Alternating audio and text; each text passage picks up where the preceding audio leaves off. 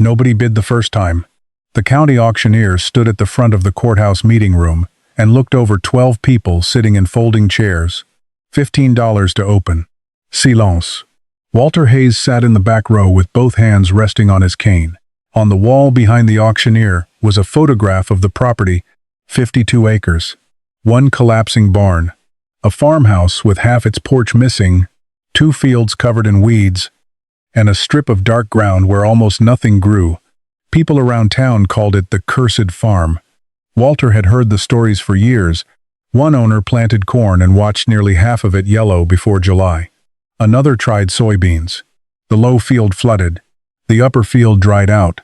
A tenant farmer lasted less than 1 season before walking away. There were other stories too. Cattle refusing to drink from the old well. Strange sounds from the barn after midnight. Lights people claimed to have seen moving through the field, even though the property had no electricity.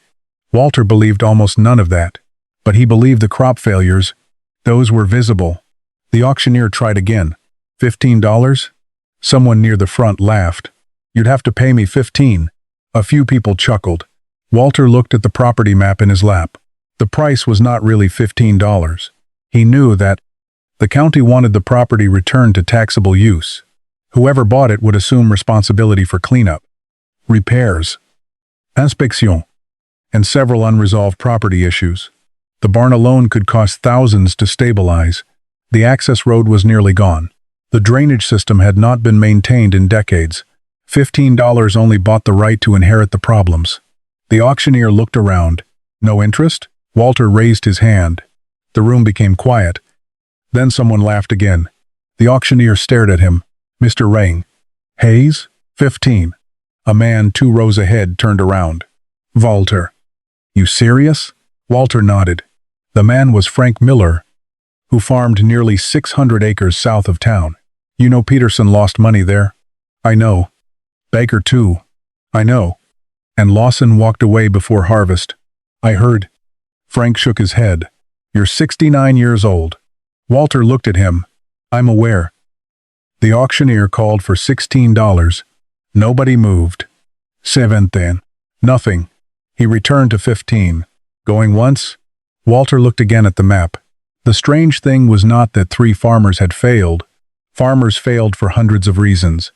Bad weather, bad prices, wrong crops, bad timing, debt, poor management. What bothered Walter was that everyone described the property the same way. Nothing grows there. But whenever he asked why, the answers became vague. Bad soil, bad water, bad luck, cursed. None of those answers explained why one section stayed wet while another dried, or why weeds grew heavily in long narrow strips through fields where crops had died, or why parts of the farm were green even during dry summers. Going twice. Walter raised his cane slightly. I'm still here. The auctioneer smiled. Sold. $15. A few people applauded sarcastically. Outside the courthouse, Frank caught Walter near the steps. You just bought 50 acres of trouble. Walter folded the property documents and placed them inside his coat. Probably. What are you going to plant? Nothing. Frank frowned. You bought a farm and you're not planting? Not yet. What are you going to do? Walter looked toward the road leading north. Walk it. Frank laughed. All 50 acres? Every part I can reach. And then? Walter adjusted his cap. Find out why everyone else couldn't grow anything. Frank shook his head. You think 3 farmers missed something? Walter did not answer immediately. That afternoon, he drove to the property. The front gate leaned against one post. He parked outside and walked in. Weeds reached above his knees. The farmhouse windows were broken. The barn roof sagged in the center. Nothing about the place looked valuable. Then Walter reached the first field. He stopped. The weeds were not random. Tall green plants formed a long band, running diagonally through the dry field. 20 feet farther, another band appeared, almost parallel. Walter crouched and pressed his fingers into the soil. Dry on the surface, cooler beneath. He walked toward the low ground. There, cattails grew in a line, not a patch. A line. Walter slowly stood. Someone had buried something under this field. Pipe. Drainage tile. Maybe both. He did not know yet. Behind him, a pickup stopped on the road. Two men looked toward Walter and the abandoned farm. One shouted, "Find any ghosts yet?" Walter ignored them. He walked another 100 feet and found the same pattern again. A straight line of different vegetation, cutting through otherwise dead ground. People had been telling stories about this property for years. Walter was beginning to suspect the land had been telling a different story the entire time. He looked across the 52 acres he had just bought for $15. Then he smiled for the first time that day. The farm might be ruined. It might be expensive. It might even defeat him. But one thing already seemed unlikely. It was not cursed. Walter returned to the farm the next morning with a notebook, a shovel, and a roll of orange marking flags. He did not bring seed. He did not bring fertilizer. He was not ready to grow anything. First, he needed to understand what $15 had actually bought him. The answer became unpleasant quickly. The driveway was washed out badly enough that a loaded grain truck could never reach the barn. 3 sections of fence had collapsed. An old fuel tank behind the machinery shed would need inspection. The farmhouse roof leaked. The barn was worse. Walter stood outside and studied the sagging center section before stepping inside. Several rafters were rotten. One support post had shifted. Half the floor was covered with broken boards, rusted equipment, and decades of debris. Walter wrote one word beside the barn on his list. Lauter. The land mattered first. By noon, his son Michael arrived. Michael was 43 and worked construction in the next county. He parked near the gate and stared at the property. "You actually bought it?" Walter kept walking. "You already knew that. I thought maybe somebody would stop you." "For $15? Michael looked toward the barn. "That thing could cost $15,000. Then I won't fix all of it. The road needs work. I noticed. The house doesn't need me living in it." Michael followed him into the field. "So what exactly did you buy?" Walter stopped. 52 acres? "No. You bought 52 acres of bills." Walter smiled slightly. "That's closer?" The $15 purchase price had been real, but it was also misleading. Walter would still be responsible for taxes, cleanup, safe access, and whatever repairs were necessary to make the property useful. If he tried restoring everything immediately, the cheap farm could destroy his savings. So he made a rule. Nothing gets repaired until it has a purpose. The farmhouse could wait. Most of the barn could wait. The old fence could wait. The soil could not. Walter and Michael walked toward the northern field. After the previous night's rain, the strange patterns were easier to see. Water stood near the bottom. That was expected. What was not expected was its shape. A narrow wet strip extended uphill, almost perfectly straight. Walter pushed an orange flag into the ground. 20 yards farther. He placed another. Then another. Michael watched. "What are you marking?" "Water." "I can see that." "Not where it is." Walter pointed uphill. "Where it came from." They followed the wet strip until it disappeared beneath heavier weeds. Valtaduk.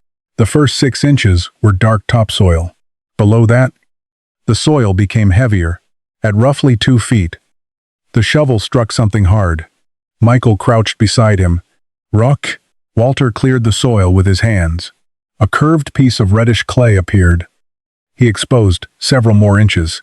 It was a pipe, old drainage tile, broken directly through the middle. Michael stared at it. "That runs under the field?" "Used to." Walter pushed a thin stick into one end.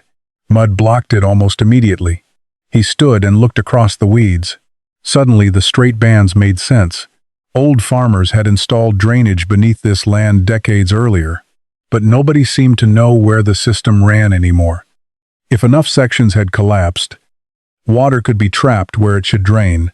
Elsewhere, functioning sections might still pull water away.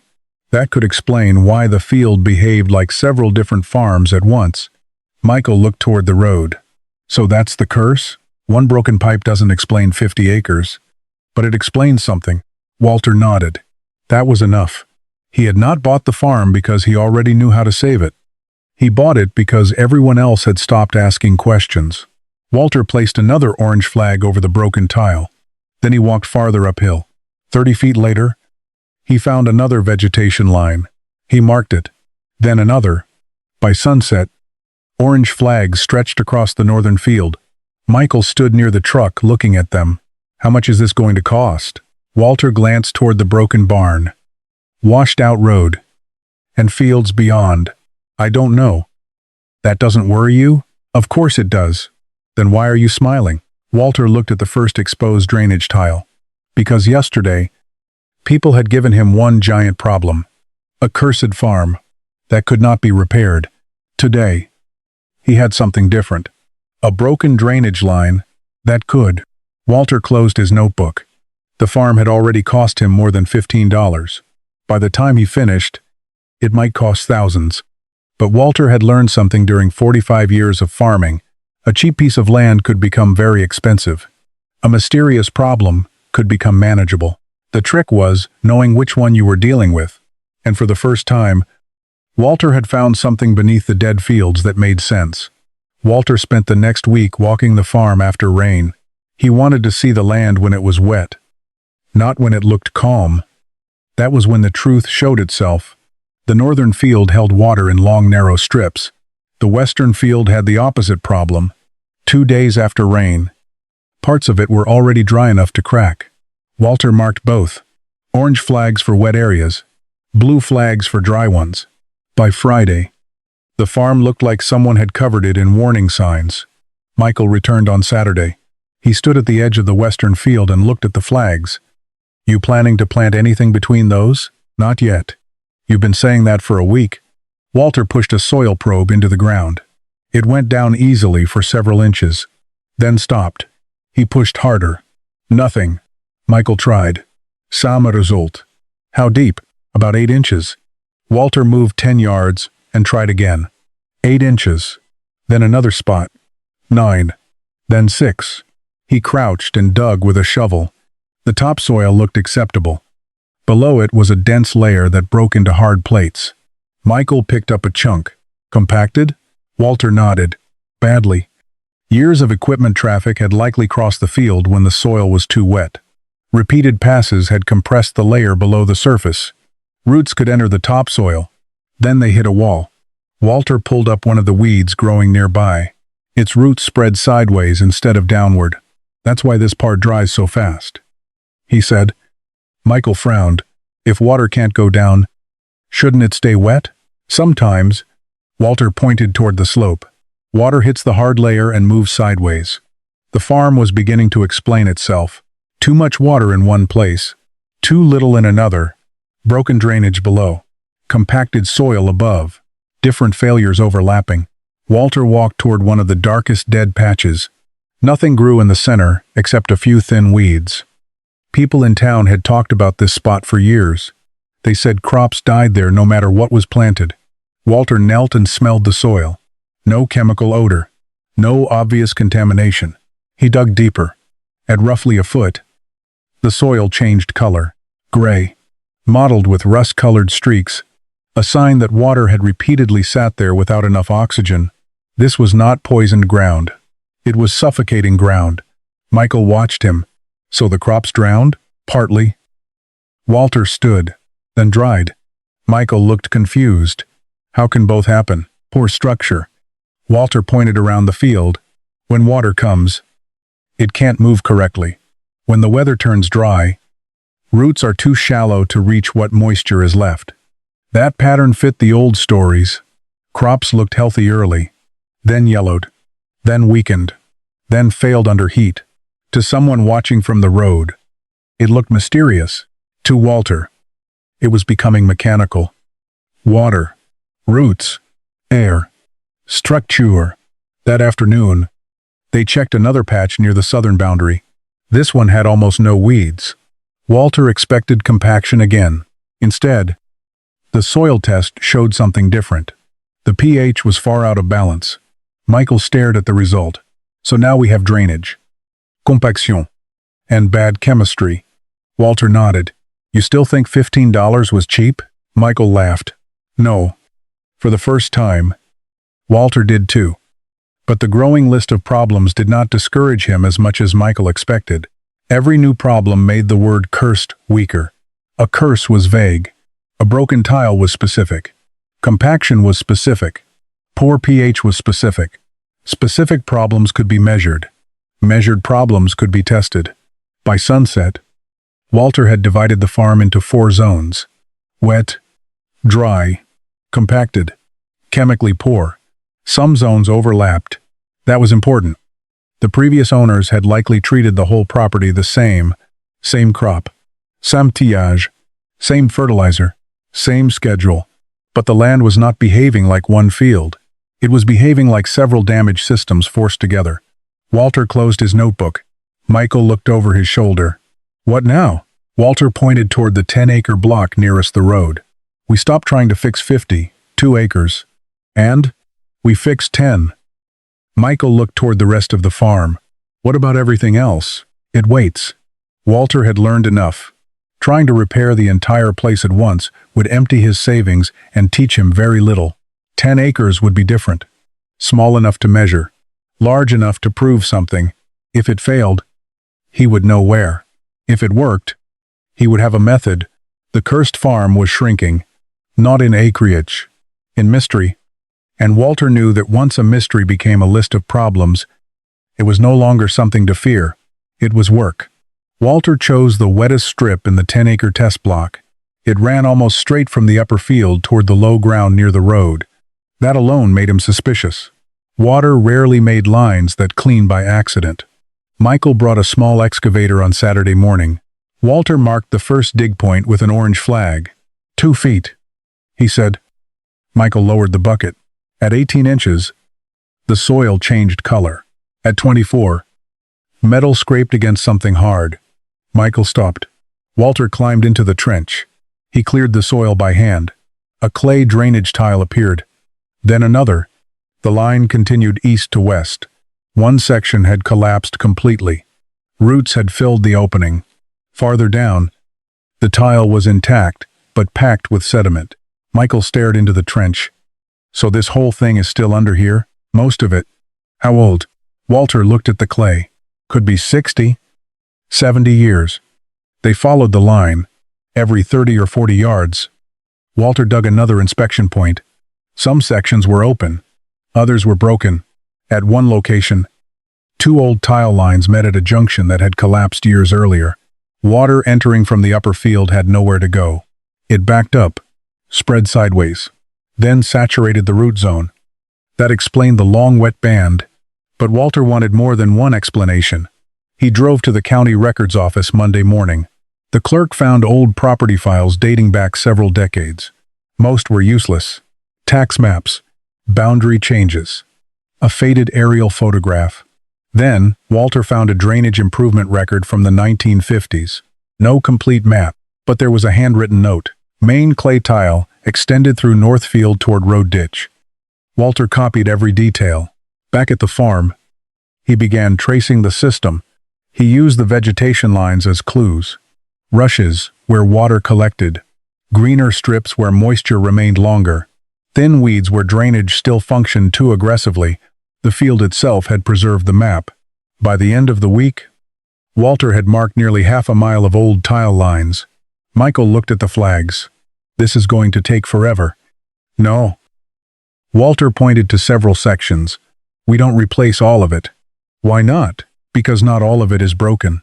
That was the mistake Walter believed previous owners had made with the entire farm. They treated every problem as if the whole system had failed. Walter wanted to repair only the damaged points. They opened the worst junction first. The clay tiles were replaced with modern pipe for a short section. Walter added gravel around the connection. Then they reopened the outlet near the roadside ditch. The first time water began moving through it. Walter stood silently. Brown water came first, then clearer flow. Steady, not dramatic, but moving. 2 days later, rain came. Walter returned to the field before sunrise. The low strip still held some water. That disappointed Michael. It didn't work. Walter shook his head. Wait. By noon, the surface water had dropped. By the next morning, most of it was gone. Areas that had stayed wet for days were beginning to dry normally. Walter pushed a soil probe into the ground. The soil was moist, not saturated. That distinction mattered. Michael crouched beside him. So we fixed it? We fixed this part. Walter stood and looked across the 10 acres. The field was not ready. The compacted layer still remained. The pH problem still existed in the southern section. Organic matter was poor, but one major failure had been isolated. The drainage system had not disappeared. It had simply broken in enough places that nobody trusted it anymore. Walter opened his notebook. Under the heading North Field, he wrote, "Old tile system still usable. Repair failures. Don't replace everything." Then beneath it, "Water is moving again." That evening, Frank Miller stopped by. He had heard Walter was digging trenches. "You find the ghosts?" Walter pointed toward the repaired outlet. "Clay pipe." Frank laughed. "That's less interesting. It's more useful." Frank walked into the field and looked at the drying soil. "So you think this explains why crops failed?" "Some of it." "Only some?" Walter nodded. "That's the problem with calling a farm cursed." Frank looked at him. "You mean?" "It lets you pretend there's one reason for everything." Walter pointed toward the low ground. "That was drainage." Then toward the harder western strip. "That's something else?" The mystery was getting smaller, but the work was getting clearer. Beneath the dead field, Walter had not found anything supernatural. He had found an old system that had once worked, then slowly failed, piece by piece. Now he knew how to bring one part of it back. The next step was harder. He had to make the soil itself start working again. Walter chose 10 acres because 10 acres could still teach him something without destroying his savings. The field nearest the road had nearly every problem he had found on the farm. Broken drainage, compacted soil, low organic matter, uneven pH. If he could make that field productive, he would know whether the farm could be recovered at all. He started with drainage. The worst clay tile failures had already been repaired. And after rain, the field now dried in days instead of staying saturated for a week. Next came the compacted layer. Walter waited until the soil was dry enough to fracture instead of smear. Then Michael brought in a subsoiler. Walter stopped him before he crossed the whole field. Only the marked strips. Michael looked at the flags. "You sure? If we rip everything, we won't know what actually helped." That became Walter's rule for the entire project. Change one thing for a reason, then watch. The subsoiler broke the hard layer in the worst zones. Walter followed with soil amendments where the test showed they were needed. He did not spread the same amount everywhere. The southern corner needed lime. Another section needed almost none. Then he brought in composted manure from a neighboring cattle farm. Not enough to transform the field overnight. Enough to begin adding organic matter to soil that had been worked hard for decades. Frank Miller stopped by while Walter was spreading it. "You putting that much money into 10 acres? Walter shut off the tractor. "I'm buying information." Frank looked across the field. "Expensive information. Cheaper than ruining 50 acres? Walter did not plant corn first. That surprised everyone. Instead, he planted a cover crop mixture designed to do work below ground. Deep-rooted radish, rye, clover, plants that could open channels, protect the surface, and feed the soil, rather than immediately demand a high-yield harvest. Frank shook his head when he saw the field. "You paid $15 for a farm so you could grow something you're not going to sell?" Walter smiled. "Not every crop gets harvested with a combine." The first growth was uneven. Some sections emerged, thick and green. Other patches remained thin. Walter expected that. He walked the field every few days and marked the weak areas. After the first heavy rain, he watched the water. That mattered more than the plants. The repaired section drained. The compacted strips held less surface water, but one area near the center still stayed wet. Walter dug there. Another buried tile had collapsed. He repaired it. By late summer, roots from the cover crop had reached deeper than the weeds Walter had pulled months earlier. That was the first sign. The soil itself was changing. In fall, he terminated the cover crop and left much of the residue on the surface. The following spring, Walter planted corn, only 10 acres. The same field everyone in town expected to fail again. For the first month, the crop looked good. Then June rain arrived. The lower section yellowed. Walter walked the rows with Michael. "Here we go." Michael said, "Maybe." By July, Roughly 30% of the field was visibly weaker. Not dead, but behind. Walter dug roots from both good and weak sections. In the healthy area, roots had moved deeper. In the weak area, they turned sideways again. The hard layer had not been broken evenly. Drainage was working better. Soil structure was not. Michael looked disappointed. All that work, and a third still looks bad. Walter stood and brushed soil from his hands. That's useful. How?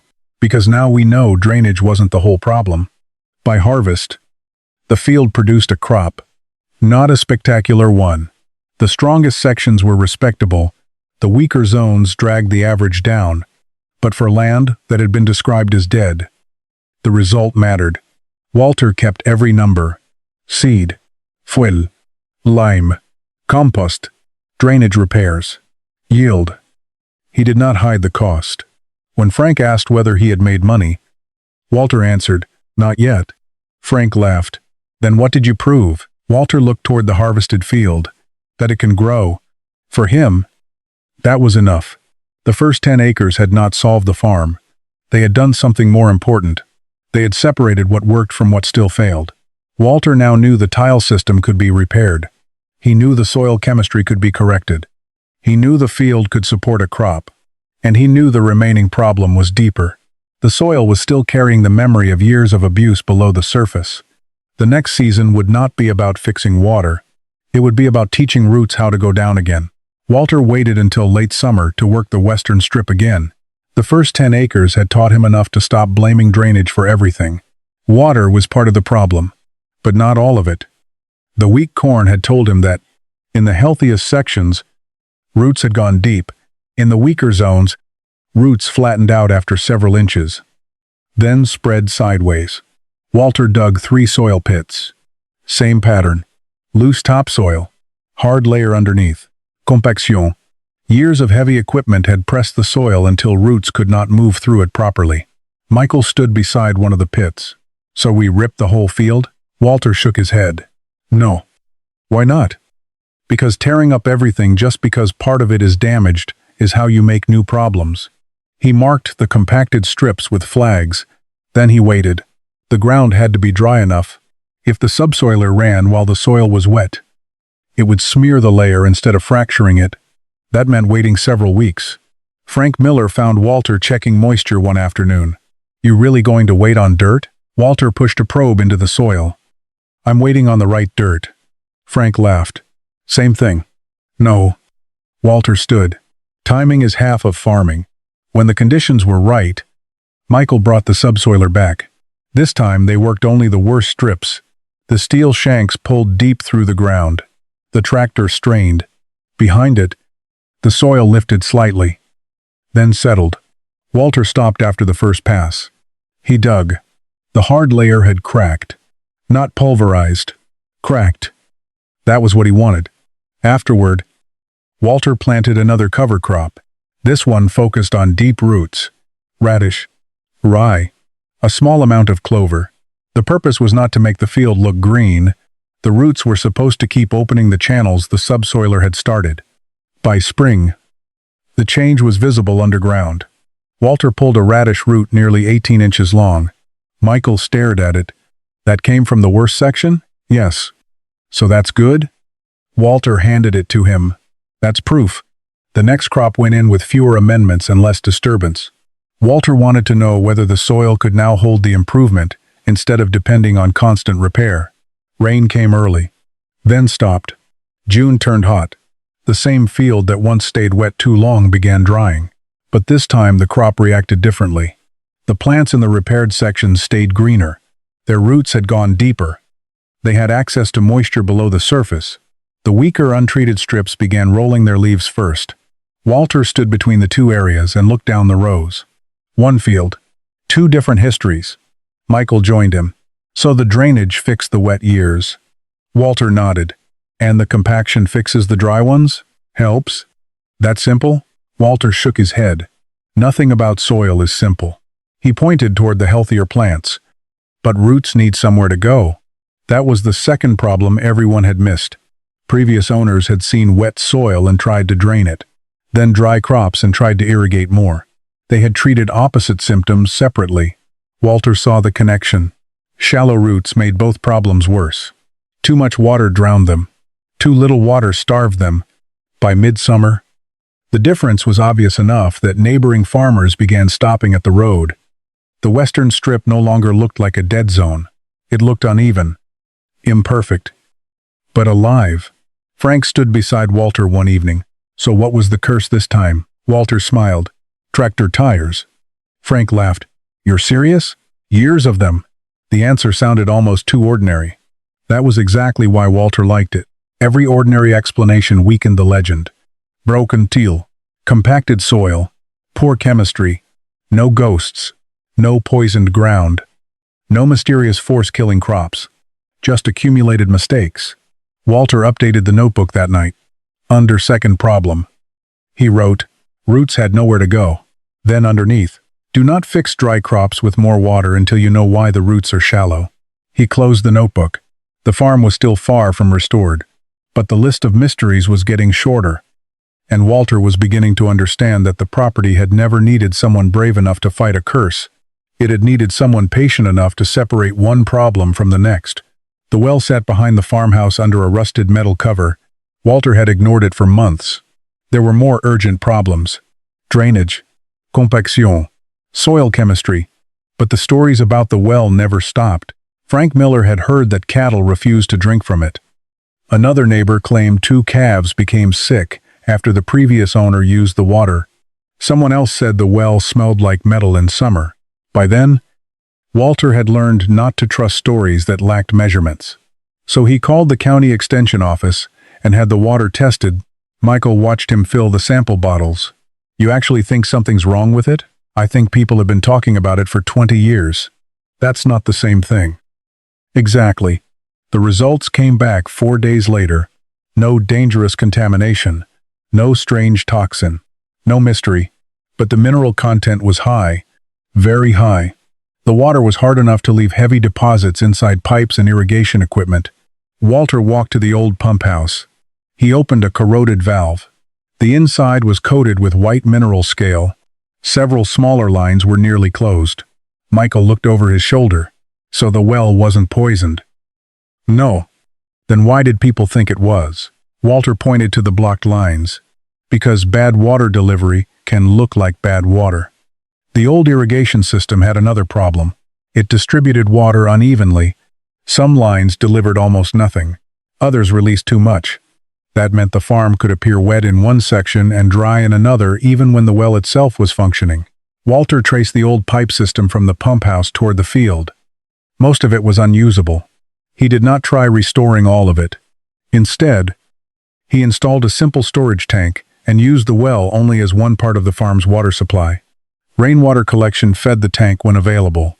The well supplemented it when needed. Walter also added filtration to reduce sediment and mineral buildup before water entered the irrigation lines. It was not sophisticated. It was controlled. That mattered more. The first real test came during a dry stretch in July. The upper field began showing stress. Walter irrigated only the areas that actually needed it, not the entire farm, not on a fixed schedule. He checked soil moisture first. Michael noticed. Dad used to water the whole south side at once. Walter nodded. And half of it didn't need water. So we wasted it? Probably. Michael looked toward the old well. So this was another one of the cursed stories. Walter smiled. People saw sick plants and strange water and connected them. But they were wrong. Not completely. Walter leaned against the fence. The system was bad. They just blamed the wrong thing. That distinction had become important to him. The stories around the farm were rarely invented from nothing. There usually had been a real problem.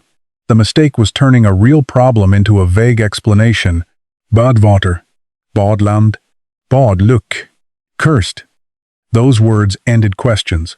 Walter preferred questions that created work. Be August. The farm's water use had dropped, even though the summer was dry. The repaired soil held moisture longer. The deeper roots needed less frequent irrigation. The storage tank made water available without depending on constant pumping. The old well remained part of the farm, just not the center of it. Frank visited one evening and stared at the new tank. So the haunted well survived. Walter looked at him. Nothing haunted about it. What was wrong? Minerals. Bad pipes. Bad distribution. Frank shook his head. That's disappointing. Walter smiled. Only if you prefer ghosts to repairs. Later that night, Walter walked into the barn. On one wall was an old piece of plywood covered in faded paint. Years earlier, someone had written, "Cursed land." Walter took a piece of chalk and added underneath, "Nothing here is cursed until the evidence says so." He stepped back and read it. The drainage had an explanation. The dead patches had an explanation. The hard soil had an explanation. Now the well had one too. The farm was becoming less mysterious every month. And as the mystery disappeared, something else was becoming clear. The land had not failed because of one fatal flaw. It had failed because several ordinary problems had been allowed to stack on top of one another for years. Walter knew how to deal with ordinary problems, one at a time. The drought began quietly. June passed with less rain than usual. Then July arrived hot and dry. By the second week, fields across the valley had started changing color. Corn leaves curled by midday. Pastures browned. Farm ponds dropped. Walter noticed the difference first in the roadside fields. The farms around him showed stress quickly. His did too, just not in the same way. The repaired 10-acre block held green longer. Not perfectly, not dramatically, but long enough for Walter to notice. He walked the field early one morning with Michael. The topsoil was dry. Walter pushed a probe into the ground. Several inches down. The soil was still cool. Michael looked surprised. "Still moisture?" Walter nodded. "Enough." They moved to one of the untreated strips near the edge. The probe went down only a few inches before hitting hard soil. The surface there was cracked. The plants were already rolling their leaves. Walter dug up 2 corn plants. The difference was obvious. In the restored section, roots reached deep. In the untreated area, roots spread sideways near the surface. Michael looked at both. "So this is the compaction again?" "Partly." "And the cover crops?" "Partly." "And the drainage?" Walter smiled. "You're learning." The farm was finally showing how all the repairs connected. The old drainage system had once caused water to collect in the wrong places. The compacted layer had prevented roots from going deeper. Low organic matter meant the soil held less moisture. Each problem had made the next one worse. Now the opposite was happening. Better drainage had improved soil conditions. Deeper roots reached more water. More organic matter helped the soil hold it. Walter did not need to irrigate as often as the previous owners had. When he did irrigate, he used the old well and storage system carefully. Only the driest zones received water. Frank Miller stopped by during the worst week of the drought. His own corn had begun showing stress. He stood beside Walter's restored field and stared across the rows. "How much water are you putting on this?" "Less than you think." Frank frowned. "My ground's drying faster." Walter handed him the soil probe. "Try it." Frank pushed it into the ground, then tried another spot. Soft. Deeper roots. Frank looked toward the untreated corner. "That one looks worse." "It is. So you're not hiding anything." Walter laughed. "From who?" "The whole county thinks you figured out some secret." Walter shook his head. "No secret." He pointed toward the field. "Just roots going where they should." That afternoon, clouds gathered but produced almost no rain. The heat continued. Walter worried anyway. He did not believe the restored field was invincible. If the drought lasted long enough, everything would suffer. But resilience was not about avoiding stress. It was about lasting longer before stress became failure. B. August. Several neighboring fields had lost significant yield potential. Walter's field had lost some too. But the plants remained stronger than expected. The old dead sections were now holding on better than some of the surrounding farmland. Michael noticed the irony. People used to say this place couldn't handle rain. Walter nodded. Now it's handling drought. How? Walter looked at the soil. Because the problem was never too much water or too little water. Michael waited. It was that the soil couldn't manage either one. That sentence became the key to everything Walter had done. Drainage alone would not have saved the farm. Irrigation alone would not have saved it. Fertilizer alone would not have saved it. The land needed structure, roots, air, water moving in the right direction. By late summer, the crop was still standing. Not perfect, but alive. Frank returned once more. He looked across the field and shook his head. You know what people are saying now? Walter smiled. That the curse moved? Frank laughed. No, they're saying you got lucky. Walter looked at the dry sky. Maybe. You don't sound bothered. Luck helps. Frank waited. Walter added, but luck works better when roots can reach water. The drought had not proved the farm was fixed. It had proved something more useful. The land could now absorb a bad season without collapsing immediately. For years, the farm had failed at both extremes. Too wet, too dry.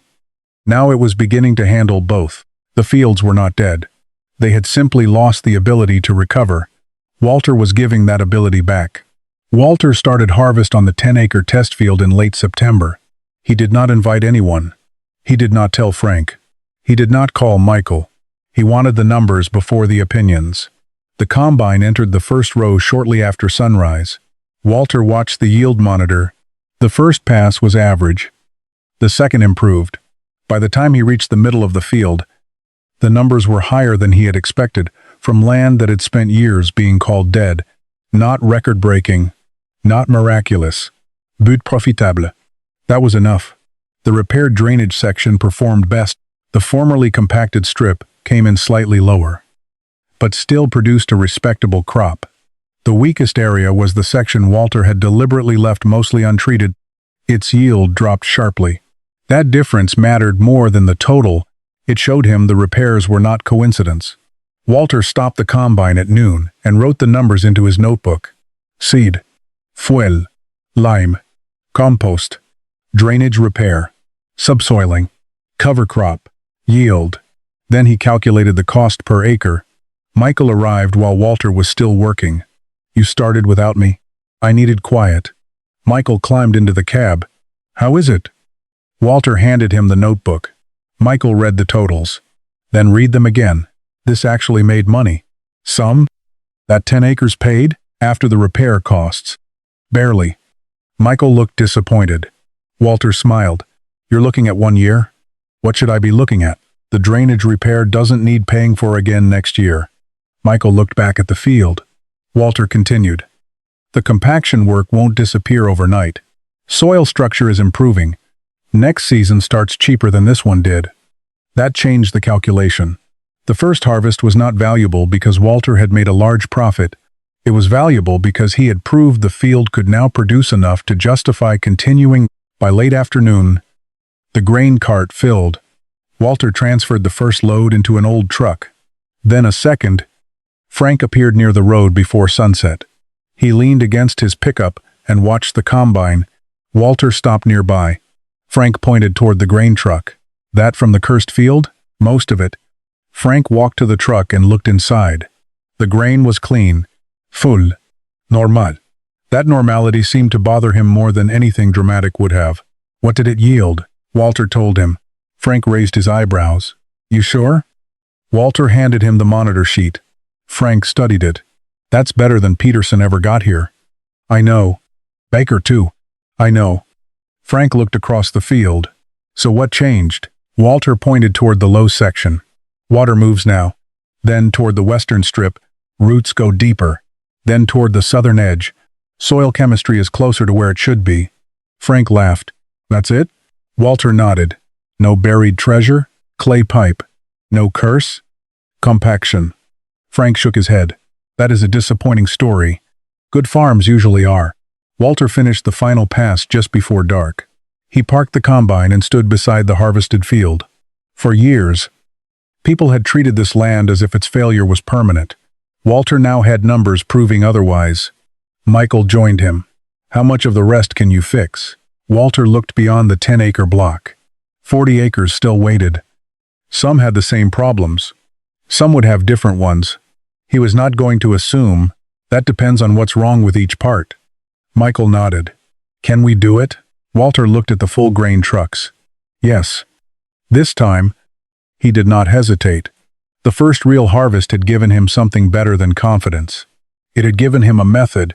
Observe. Test. Repair. Measure. Then expand. The next morning, Walter opened the notebook and wrote one line beneath the harvest totals. "The field is not dead." He paused, then added, "It was expensive to misunderstand." That was the lesson.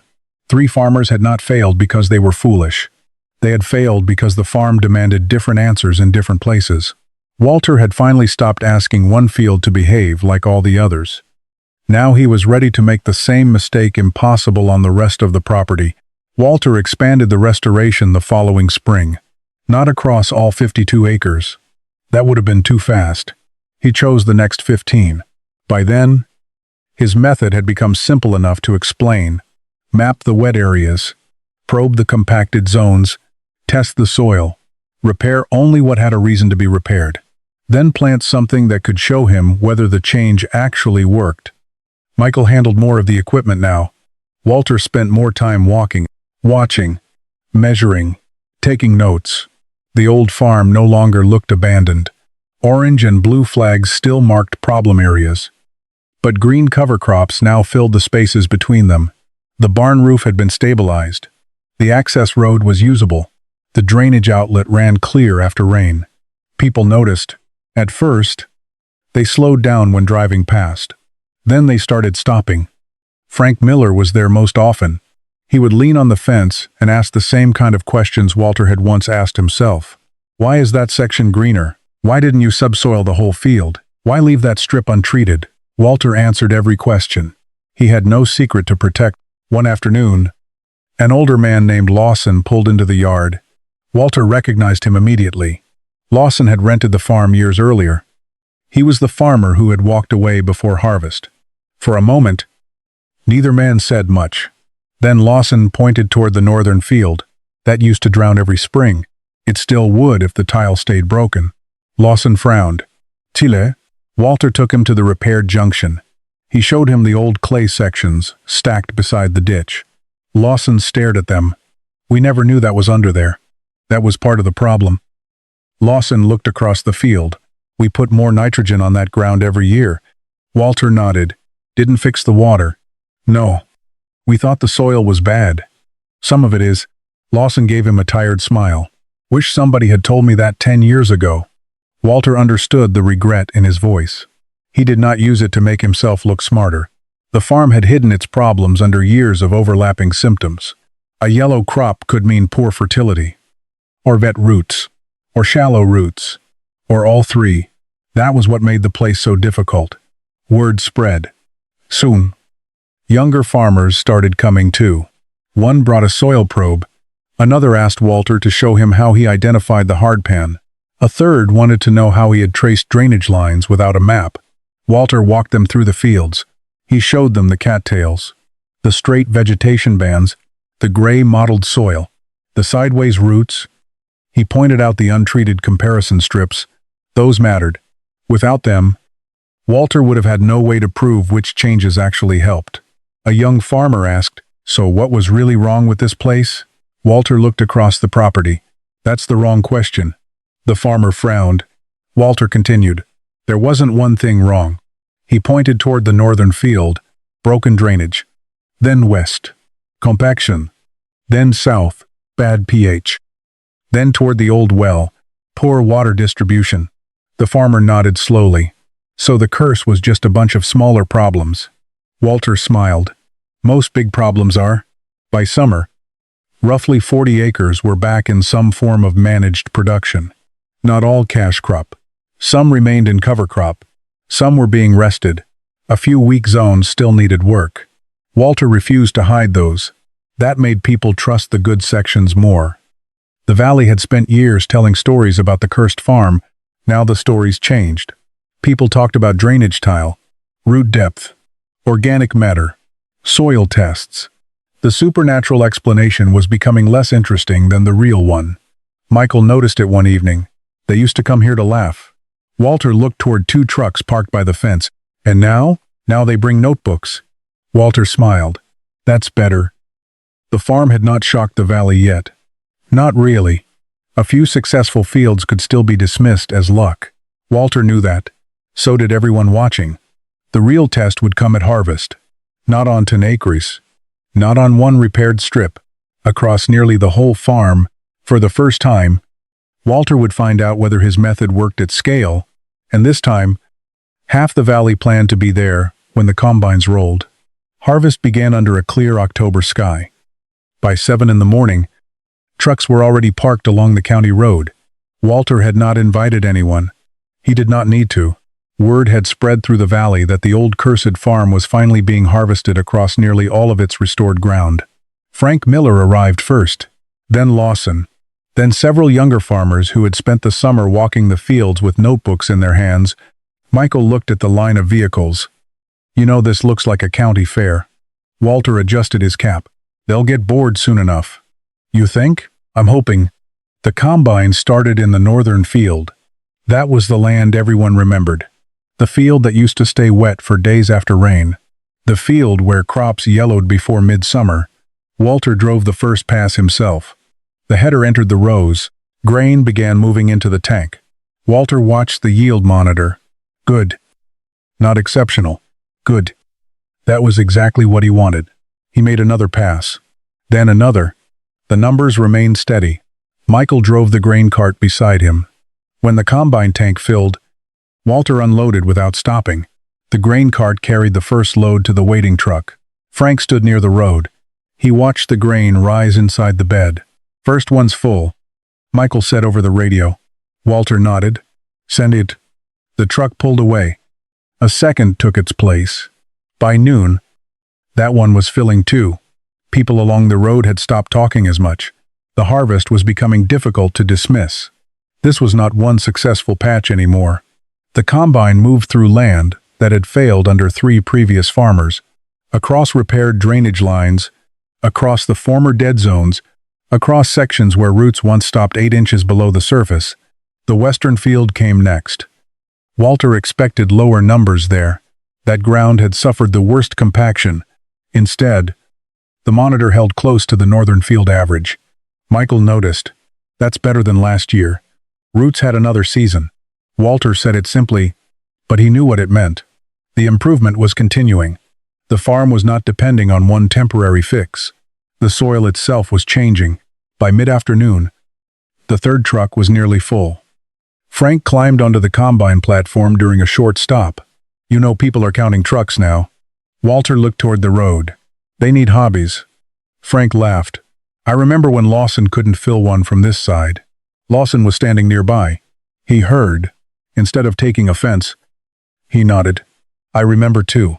Walter looked at him. Lawson stared across the harvested rows. "We thought the land hated crops." Walter shook his head. "Land doesn't hate anything." Sure felt like it. That's because every problem was showing up at once. The combine restarted. By late afternoon, Walter reached the southern section. This had been the most uncertain ground. Poor pH, weak structure, uneven moisture. He had spent less time fixing it than the northern blocks. The yield dropped. Not disastrously, just enough to remind Walter the farm was not finished. He was almost relieved. A perfect harvest would have taught him nothing. The final truck left just before sunset. 4 loads. Not the largest harvest in the county, not even close. But from ground that had once been considered nearly worthless, it was enough to stop people from calling the recovery luck. Michael parked the grain cart and walked toward Walter. "Did you know it would do this?" Walter looked across the stubble. "No." Michael smiled. "Then why buy it?" Walter took off his cap and wiped the dust from his forehead. He thought back to the courthouse. $15. The laughter. The photograph of dead fields on the wall. Everyone had told him the farm was cursed. No one could tell him exactly why it failed. That had been enough, because nobody could explain what was wrong with it. Michael looked toward the empty fields. And now? Walter pointed first toward the northern ground. Broken tile. Then west. Compaction. Then south. Chemistry. Then toward the old well. Bad water distribution. Michael smiled. So no curse. Walter looked at the 4 sets of truck tracks leaving the farm. No. He turned toward the field where the combine had made its final pass. Just problems stacked high enough that people stopped separating them. The sun dropped behind the barn. A few farmers were still standing along the road. They had come to see whether the old farmer's $15 mistake would finally fail. Instead, They watched a field. Everyone had called dead empty itself into truck after truck. Walter did not feel victorious. He felt confirmed. The farm had never needed a miracle. It had needed someone stubborn enough to keep asking what. Exactly. Was broken. 2 years after Walter paid $15 for the farm, people had stopped calling it cursed. Not officially. The name still appeared in jokes. A few locals still referred to the property as the Cursed Farm because everyone knew what they meant, but the word had lost its power. The fields were green again, not every acre. Walter had never tried to force that. 40 acres were back in regular production. Some carried corn. Some carried soybeans. Other sections remained in cover crops because Walter believed the soil still needed time. A few low areas were left almost untouched except for drainage work and grass. The farm no longer looked abandoned. It looked managed. That difference mattered. Michael handled more of the machinery now. Walter still made most of the decisions, but he had stopped pretending he could do everything himself. At 71, long days in the combine left his back stiff. Heavy repairs took longer. Walking 50 acres was different than it had been 20 years earlier. Walter did not consider any of that defeat. He had learned something from the farm. Limitations were not the same as failure. One morning, a young farmer named Caleb stopped by. He had purchased 40 acres nearby where yields had been declining. "I heard you help people figure out bad ground." Walter frowned. "I don't fix other people's farms." "I didn't ask you to." Caleb held out a soil map. "I just want to know what you'd look at first." Walter smiled. That he could do. They spent the morning walking the cursed farm. Walter showed him the repaired tile, the untreated comparison strips, the soil pits, the old hardpan zones. He explained why he had not treated the whole property the same. "When people say a field is bad," Walter said, "I ask which part." Caleb nodded. "And if all of it is bad, then I ask how." That was the lesson Walter now repeated most often. Bad land was not a diagnosis. Neither was bad water. Neither was poor fertility. Those were categories. Useful only if someone kept asking what exactly was happening. By then, Walter had begun allowing the local extension office to use part of the property for field demonstrations. Farmers came to compare root depth, water infiltration, cover crop performance, compacted and repaired soil. The farm that people once avoided became a place where they came to look more closely. Walter found that amusing. One afternoon, Michael showed him a real estate offer. The amount was far higher than anything Walter expected. The restored fields had increased the property value dramatically. Michael placed the paper on the kitchen table. "You could sell?" "I could. You'd make a good return." Walter looked at him. "On $15? Michael laughed. "You spent a little more than 15? That was true. Walter had tracked it. Drainage work, lime, cover crops, fuel, equipment, repairs, taxes, labor. The real investment had been thousands of dollars and 2 years of work. That was why Walter disliked articles that reduced the story to a $15 farm. The $15 had bought one thing: permission to try. Everything after that had been earned. Michael tapped the offer. "You thinking about it?" Walter shook his head. "No." "Why?" Walter looked through the window toward the fields. "I didn't bring it back just to prove it had a price." Michael folded the offer and put it away. That evening, Walter walked to the old barn. The building had been stabilized but never fully restored. Inside, one piece of plywood remained on the wall. Someone had painted, "Cursed land." Walter had never removed it. Beneath the words was the sentence he had added years earlier: "Nothing here is cursed until the evidence says so." He looked at both lines. The first was dramatic. The second was better. Outside, wind moved through a field that once produced almost nothing. Walter walked toward it.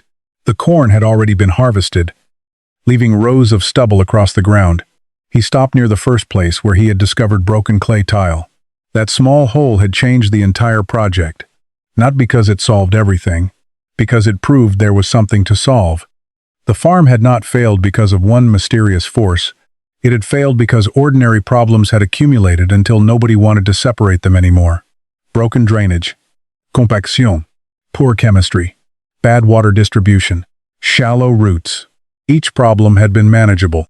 Together, they had looked like a curse. Walter looked across the 52 acres. People often called land dead when what they really meant was that they had stopped understanding it. This farm had never needed belief. It needed diagnosis.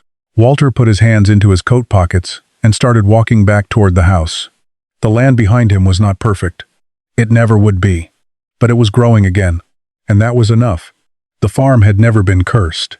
It had only been misunderstood,